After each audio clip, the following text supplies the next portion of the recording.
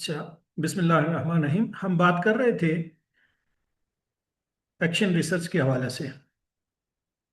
तो मैं आपको एग्जांपल दे रहा था, एक रियल एग्जांपल दे रहा था कि आप रियल एग्जांपल के थ्रू आप रियल जो आपकी प्रैक्टिसेस होती हैं उसके थ्रू आप अपना एक रिसर्च टॉपिक कैसे क्रिएट कर सकते हैं या आप अपने एक रिसर्च टॉपिक कैसे सेलेक्ट कर सकते हैं। क्योंकि आपको जितने भी रिसर्च टॉपिक्स दिए जाएंगे वो किसी ना किसी प्रॉब्लम से रिलेट करते हैं। लेकिन आपको क्या लगता है कि हम कौन सी प्रॉब्लम को इससे पहले फेस कर चुके हैं, ये आपके लिए उस प्रॉब्लम के सॉल्यूशन के लिए बेस्ट रहेगा। तो आपने जो चूज करना है अपना टॉपिक, उस वक्त इन्हीं बातों का खास ख्याल रखना है कि आप किस प्रॉब्लम को अच्छी तरह आइडेंटिफाई कर रहे हो, किसके ऊपर आप अच्छी तरह आसानी के साथ काम कर सकते हो। हमने जो टॉपिक चूज करना है बेसिकली वो एक केस स्टडी के तौर पे चूज करना है, जिस केस को हम आसानी के साथ स्टडी कर सकें। हम एक बच्चे के प्रॉब्लम को आसानी के साथ स्टडी कर सकते हैं, उससे डाटा भी कलेक्ट करना हमारे लिए आसान हो जाएगा। हम उसके ऊपर एक्शन रिसर्च कर सकते हैं, यानी हम खुद से काम करके तो हम वो रिसर्च कर सकते हैं।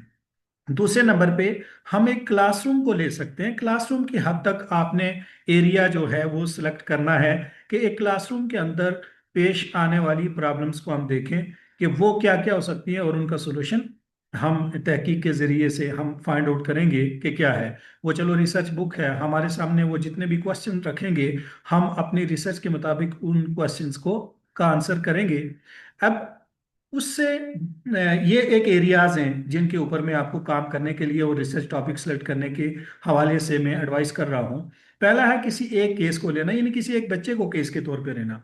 दूसरे नंबर पे अगर हमें वो कोई इस तरह का कोई प्रॉब्लम नहीं मिल रहा जो हम अंडरस्टैंड कर पाए, तो हम पूरी क्लास की प्रॉब्लम को ले लें कि एक क्लास के अंदर हमें क्या प्रॉब्लम्स पेश आ सकती हैं।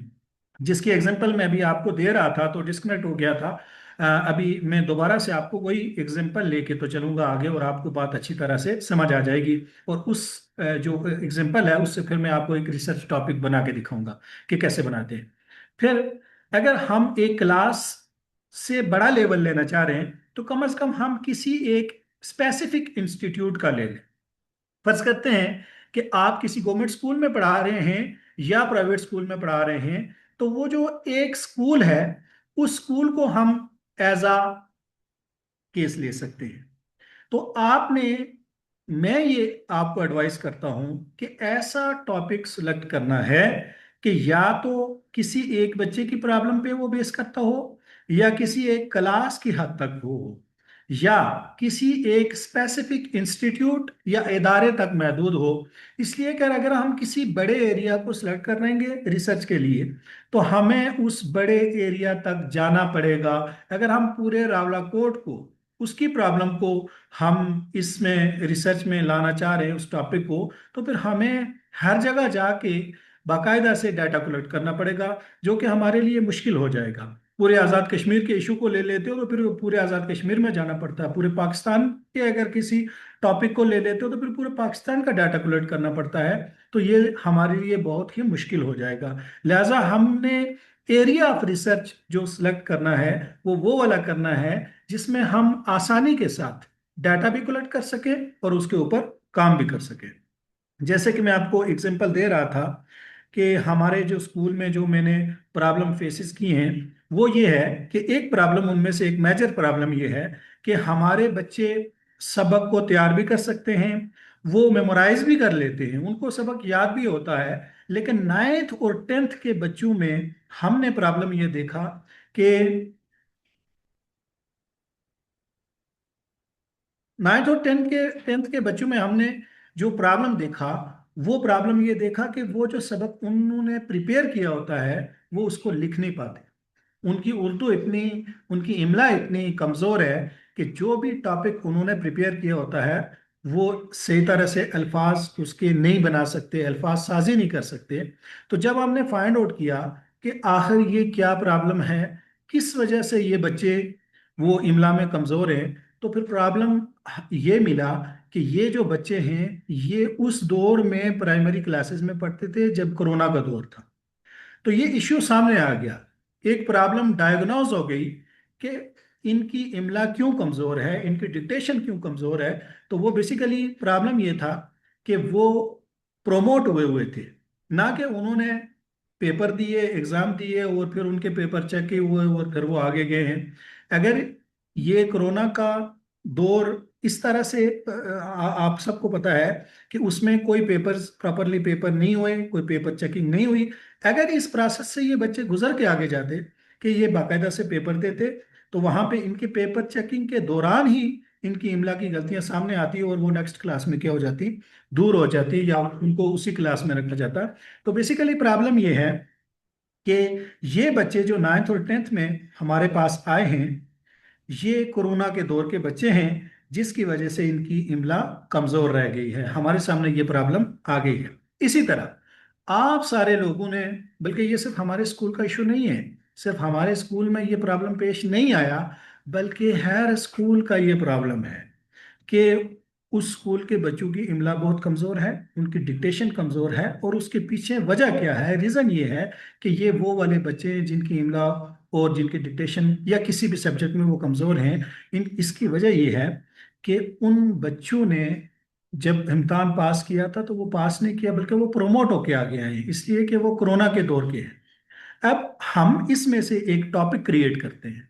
इसमें से टॉपिक, रिसर्च टॉपिक क्या क्रिएट होता है इस प्रॉब्लम को सामने रखते हुए कि जो कोरोना का जितना भी अरसा गुजरा है, वो जो कोरोना है उस कोरोना ने एजुकेशन के ऊपर क्या असरात रखे हैं। कोरोना का जो दौर है, उस कोरोना का जो पीरियड गुजरा है, 1 साल का, 1.5 साल का, ये कोरोना में ने एजुकेशन के ऊपर, यानी कोरोना कोविड-19 ने एजुकेशन के ऊपर क्या असरात मुरतब किए हैं और उनका सोल्यूशन क्या है, ये हमारा एक टॉपिक हो सकता है। हमारे इसमें से दो टॉपिक्स क्रिएट हो सकते हैं। एक टॉपिक ये क्रिएट हो सकता है कि कोविड-19 ने हमारी एजुकेशन के ऊपर क्या असरात मुरतब किए हैं, एक टॉपिक ये हम बना सकते हैं। और दूसरा टॉपिक हम ये बना सकते हैं कि कोविड-19 ने एजुकेशन के ऊपर जो असरात मुरतब किए हैं या जो प्रॉब्लम्स लाई हैं, उनको सॉल्व कैसे किया जा सकता है। ये दो टॉपिक में आपको, जो प्रैक्टिकली मैंने फेस किए हैं हमारे स्कूल के अंदर, ये वो हैं। तो बेसिकली आप रोजाना अपनी क्लास के अंदर प्रॉब्लम को फेस करते हो।